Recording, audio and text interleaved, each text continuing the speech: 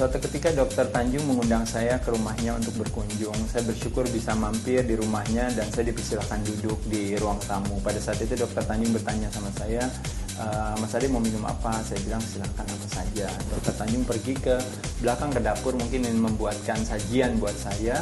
Di ruang tamu saya tampak sedikit resah. Kenapa? Karena sejak tadi menjelang saya sampai ke rumah Dokter Tanjung, saya agak sedikit menahan keinginan saya untuk membuang air kecil. Nah, karena keinginan yang udah begitu besar yang tadi saya tahan, akhirnya saya melihat ke kanan ke kiri sekeliling di ruang tamunya Dokter Tanjung. Akhirnya saya menemukan ada sebuah pot hiasan di pojokan ruangan tamunya. Saya lihat kayaknya tampaknya bagus kalau seandainya saya mungkin buang air kecil di sana gitu. Saya pikir karena udah nggak tahan, akhirnya saya putuskan saya melakukan itu. Di tengah-tengah waktu saya melakukan itu, Dokter Tanjung hadir dan datang, dan dia terkaget bukan karena melihat ukuran atau apa ya, tapi terkaget karena kelakuan saya. Lalu dia tanya, Mas Ade kamu melakukan apa? Saya bilang, aduh dok, terima kasih banget. Dari tadi itu saya akhirnya nahan, akhirnya sekarang berhasil, lega banget, akhirnya saya bisa berhasil buang air kecil.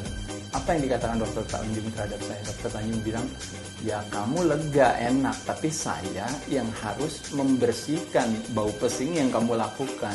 Sebenarnya cerita ini adalah hanya sebuah analogi bahwa Bapak Ibu teman-teman sekalian, ketika kita merokok, ketika kita makan makanan yang berlemak, ketika kita santai di rumah tidak melakukan aktivitas olahraga, kita bilang aduh enak ya, lega, tidak perlu apa-apa. Tapi kalau seandainya organ tubuh kita bisa punya mulut dan bisa berbicara, dia yang akan bilang, iya tapi saya yang akan jadi dinas kebersihannya, tapi saya yang harus membersihkannya. Mereka organ tubuh kita lah yang menjadi Dokter Tanjungnya. Oleh sebab itu teman-teman sekalian, sehat adalah kemampuan kita menciptakan kesenangan pada organ tubuh kita. Jadi kita boleh menyenangkan orang lain, boleh menyenangkan siapa saja, tapi jangan lupa syaratnya harus menyenangkan organ tubuh kita. Dengan cara apa? Dengan rajin berolahraga, mengatur pola makan, apa yang masuk ke dalam mulut kita memberikan kesehatan dan kesakitan, dan tentunya punya selalu opsi cara pandang yang menguatkan hati, bukan yang melemahkan. Saya ucapkan terima kasih, semoga bermanfaat.